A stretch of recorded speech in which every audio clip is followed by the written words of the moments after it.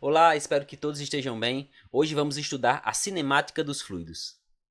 Antes de partirmos para as equações da cinemática dos fluidos, primeiro precisamos entender a importância na escolha do sistema de referência. Esta escolha deve sempre ser feita buscando-se facilitar as resoluções de problemas.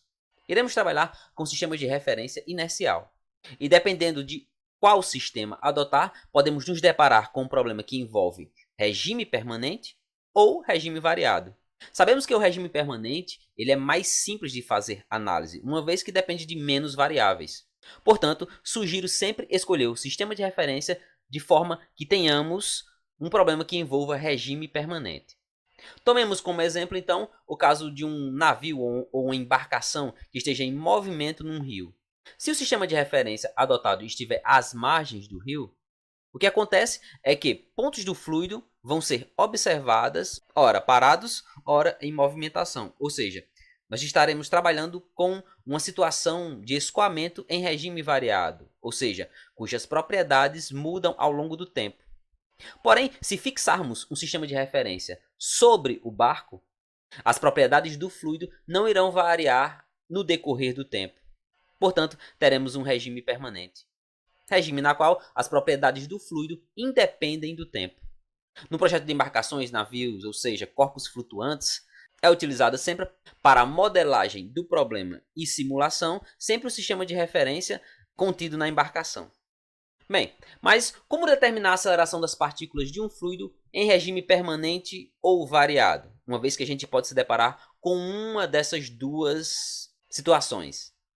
Consideremos que a velocidade seja dada pela equação vetorial mostrada, de forma que Vx, Vy e Vz sejam as componentes da velocidade nas direções x, y e z, respectivamente. Se tivermos um problema de escoamento em regime permanente, sabemos que todas as propriedades do fluido, inclusive a velocidade, independem do tempo.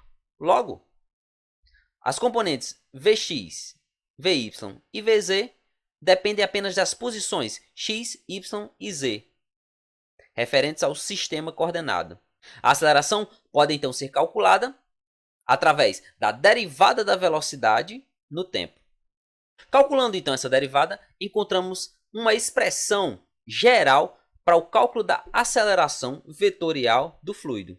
Aqui não iremos nos apegar ao procedimento para se chegar nesta expressão, uma vez que acredita-se que os alunos já tenham esse conhecimento a partir do cálculo vetorial, obtido em disciplinas anteriores. Observe nesta equação que aparecem os termos dx dt, dy dt e dz dt, que representam as variações de posição em x, y e z no decorrer do tempo. Ou, em outras palavras, dx dt representa a velocidade vx, dy dt representa vy e dz dt a velocidade vz, na direção z.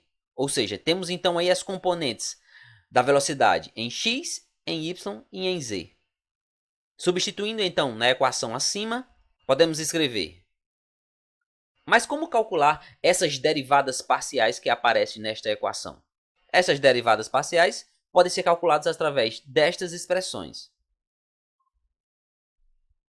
Observem que todas elas representam vetores que poderão ter componentes nas direções x, y e z, mesma direção dos vetores unitários i, j e k, respectivamente.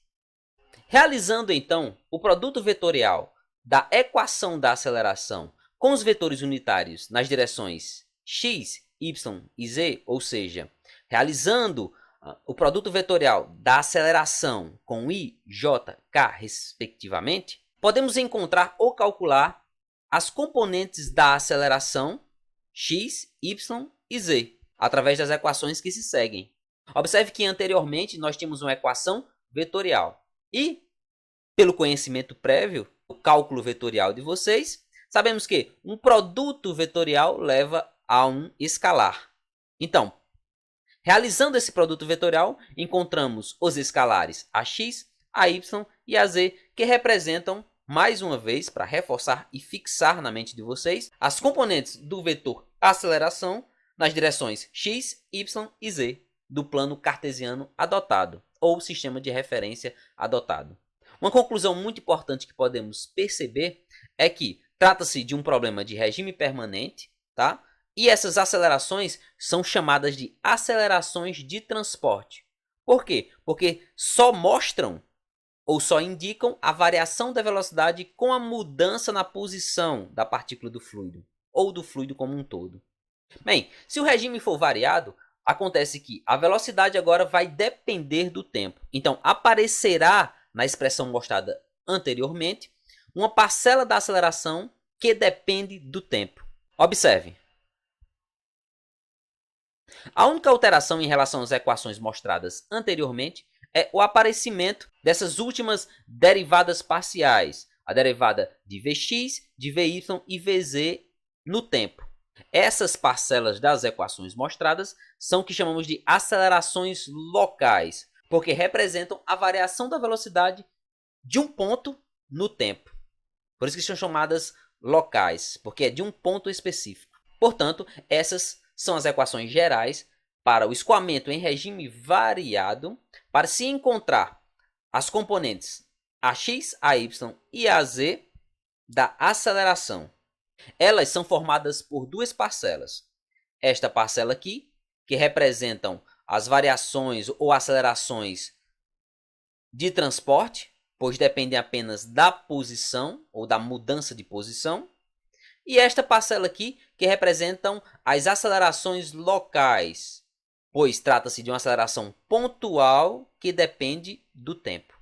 A partir das equações para as componentes Ax, Ay e Az da aceleração, podemos então escrever a aceleração na sua forma vetorial da seguinte forma. E lembrando que, na maioria dos problemas, quando se pede a aceleração, você deve calcular então o módulo ou a norma do vetor aceleração. A mesma pode ser calculada através da seguinte expressão. Portanto, o módulo da aceleração pode ser dado através da raiz quadrada da soma dos quadrados das componentes x, y e z da aceleração. É isso, pessoal. Espero que tenham entendido. Até a próxima.